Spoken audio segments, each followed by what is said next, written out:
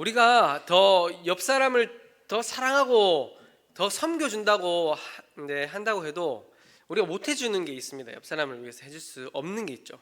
뭐 밥도 사줄 수도 있고 또 필요한 선물을 줄 수도 있고, 그렇죠? 뭐 결혼식 때나 아니면은 뭐 대소사에 우리가 찾아가서 함께 기뻐하고 함께 슬퍼해 줄 수 있지만, 우리가 해줄 수 없는 것은 옆 사람의 죄를 내가 대신 지고 갈 수 없는 것이죠. 그렇죠? 우리는 옆 사람, 내가 사랑하는 사람, 아무리 내가 사랑하고 너무 아끼는 그런 사람이라고 하더라도 그 사람의 죄를 우리가 대신 져줄 수 없는 그런 존재입니다.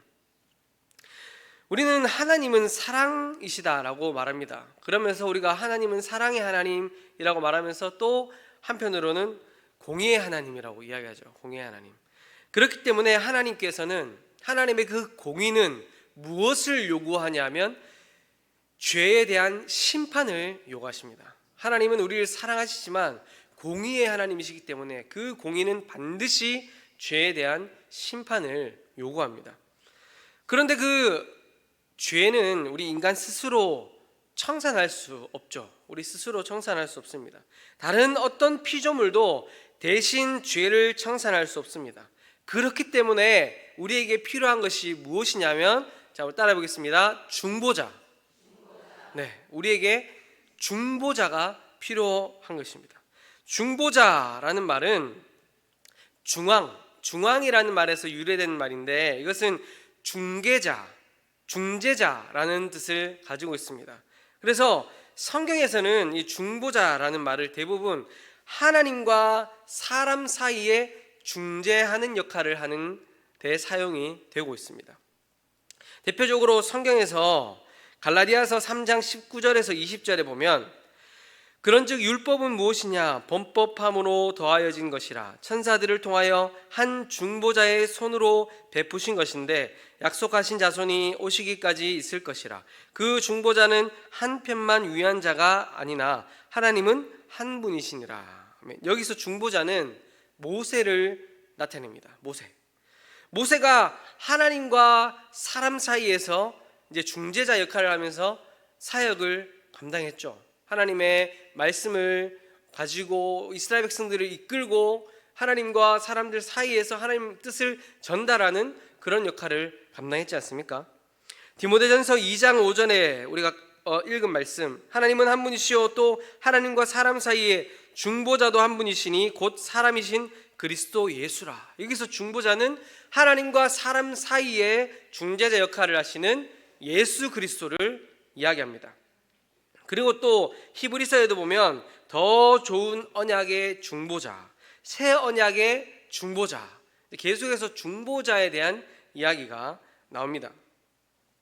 이 중보자의 역할은 모두 하나님과 사람 사이에 이제 거리가 있기 때문에, 그 간격이 생겼기 때문에 필요한 것이죠. 하나님과 사람이 관계가 온전하고 이어져 있으면 이어줄 다리가 필요 없잖아요. 그렇죠? 그러나 하나님과 사람 사이에 먼 간격이 생겼기 때문에 그것을 이어주는 중보자가 필요한 겁니다.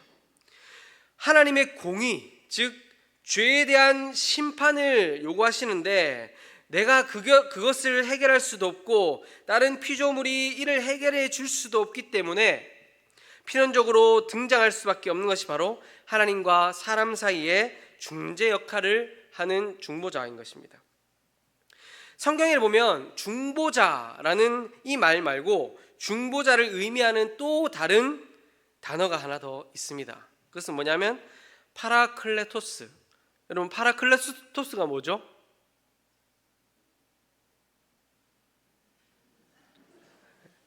네, 우리 지난 주일날 벌써 감사합니다.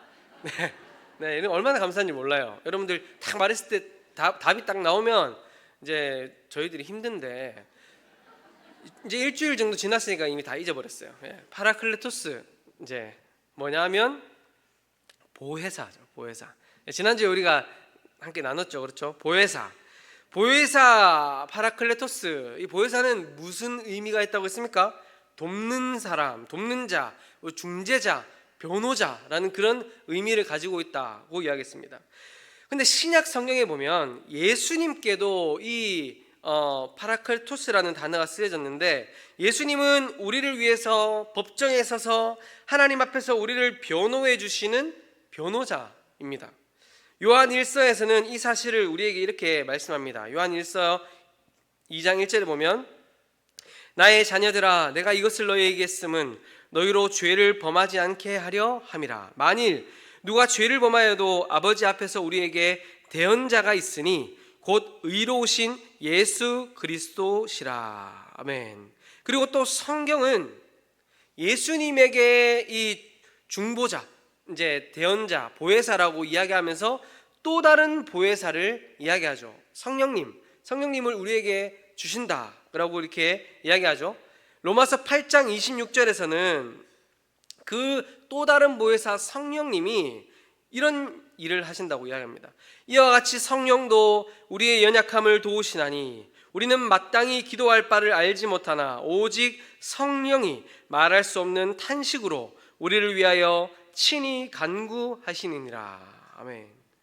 지금 보면 모세도 그렇죠, 예수님도 그렇죠, 성령님도 그렇죠. 다 어디에서 역할을 감당하고 계십니까?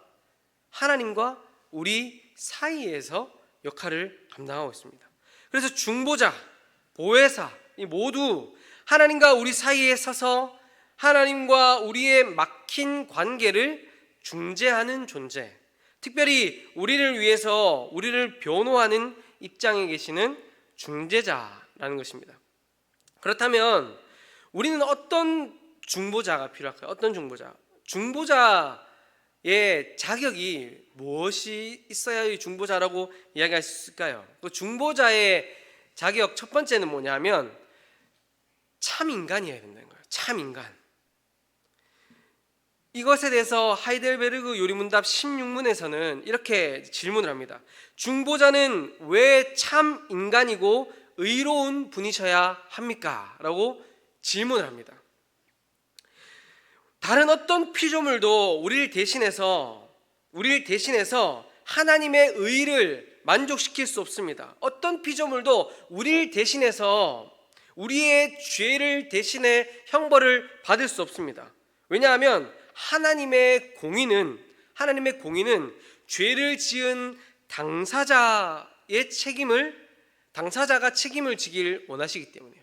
하나님의 공의는 죄를 지은 당사자 인간이 그 죄에 대한 형벌을 받기를 원하십니다. 그리고 그것에 더해서 오늘 아까 전 질문에서 보면 중보자는 참 인간이고 의로운 분이셔야 된다라고 말씀하시는데, 그 이유는 누구든지 죄인인 사람으로서는 다른 사람을 위해 값을 치를 수 없기 때문입니다. 제가 아까 처음 시작할 때도 말씀드렸지만, 옆에 사람을 아무리 사랑하고 아껴주고 옆에 사람을 위해서 우리가 간이고 쓸기고 다 빼줄 수 있다 하더라도, 내 사랑하는 자녀를 위해서, 내 사랑하는 부모를 위해서 다 해줄 수 있다 하더라도 그 사람 대신에 죄의 값을 치러줄 수 없는 존재죠. 왜냐하면 우리가 죄인이기 때문에 그런 거 아닙니까? 그렇죠? 옆에 사람이 죄인이지만, 다른 사람들 모두 죄인이지만 나가 죄인이기 때문에 우리는 그 죄값을 대신 치러줄 수 없습니다. 따라서 우리에게 있어야 할 중보자는 우리와 같은 사람이어야 될 뿐만 아니라 의로운 분, 즉 자신의 죄 때문에 타인의 죄를 짊어질 수 없는 그런 보통 사람이 아니라 자신의 죄가 없는 완전한 의로운 분이어야 된다는 거예요. 참 사람이면서도 완전 의로운 분이어야 우리의 중보자다라고 말할 수 있는 겁니다. 우리가 이 이야기를 하면 참 사람이고 죄가 없는 의로운 분이다라고 하면 우리는 자연스럽게 생각을 하게 됩니다. 그것은 뭐냐면, 우리의 중보자는 반드시 하나님이어야 되겠구나 라고 생각을 하게 되겠죠. 왜냐하면 사람은 죄가 없는 존재가 없으니까요. 그렇죠? 로마서 3장에서도 성경에서 아예 이 사실을 못 받고 있잖아요. 의인은 없나니 하나도 없으며 라고 성경에서 이 사실을 못 받고 있기 때문에 우리의 중보자의 요건을 충족시킬 수 있는 분은 하나님밖에 없다라는 결론이 나오게 됩니다. 그래서 중보자의 자격 두 번째는 뭐냐면 참 하나님이어야 되는 거예요. 참 하나님. 우리의 죄를 속하는 중보자는 단지 죄가 없기만 하는 것으로는 곤란합니다. 우리의 중보자가 되기 위해서는. 왜냐하면 죄가 없기만 해서는 능력이 부족하기 때문이에요. 능력이. 죄를 짊어질 능력이 부족하기 때문입니다. 인간의 죄가 만만한 죄입니까? 우리의 죄가? 우리의 죄는 만만한 죄가 아니죠. 이것은 정말 심각한 죄입니다. 그렇죠? 하나님의 무한하신 은혜에 대한 배신이고 하나님이 지으신 모든 피조물을 비참에 빠뜨린 그런 죄가 바로 우리의 죄예요. 인간의 죄. 그냥 죄가 없는 의로운 존재다라는 것만으로는 우리의 죄의 문제를 해결해 줄 수가 없다는 거예요. 그렇기 때문에 우리의 죄를 중보하기 위해서는 단지 죄가 없는 인간으로만은 곤란합니다. 그 죄를 짊어질 수 있어야 되고 그 죄를 소멸시킬 수 있는 능력이 있어야 돼요. 이 부분에 대해서 우르시누스라는 사람이 이렇게 말을 했습니다. 우리의 중보자께서 그저 사람에 불과하고 그런 상태로 하나님의 진노의 짐을 스스로 짊어졌다면 그는 그 무게에 눌려 뭉개졌을 것이다.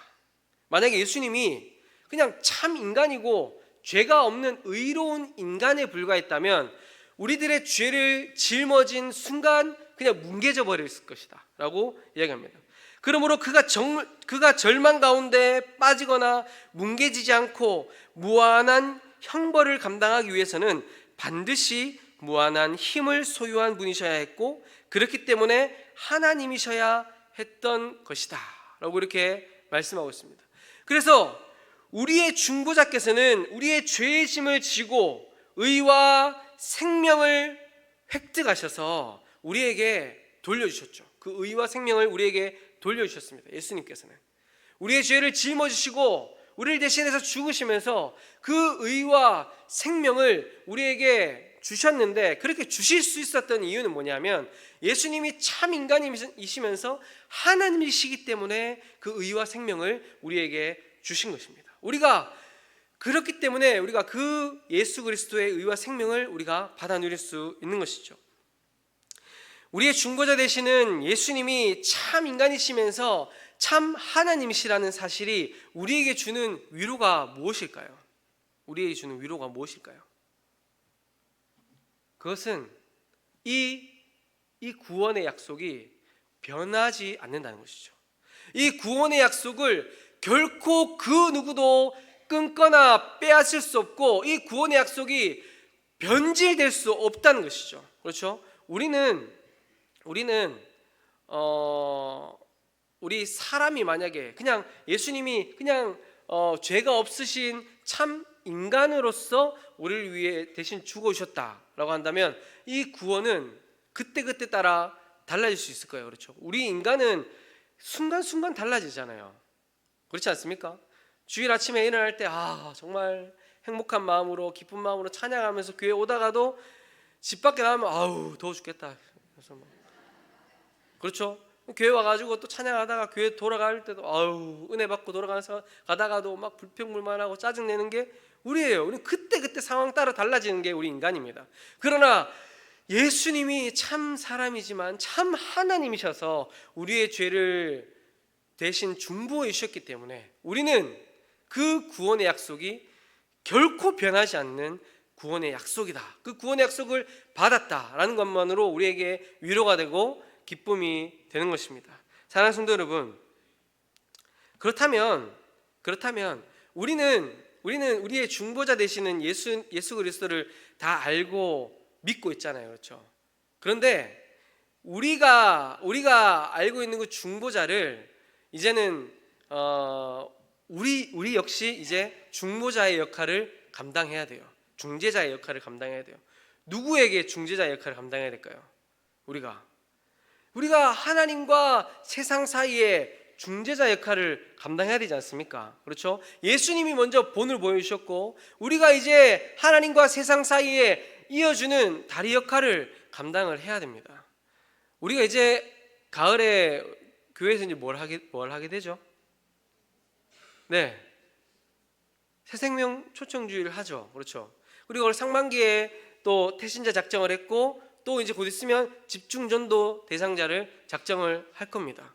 그럼 우리 태신자 작정 안 하신 분 한번 손을 한번 내려보십시오.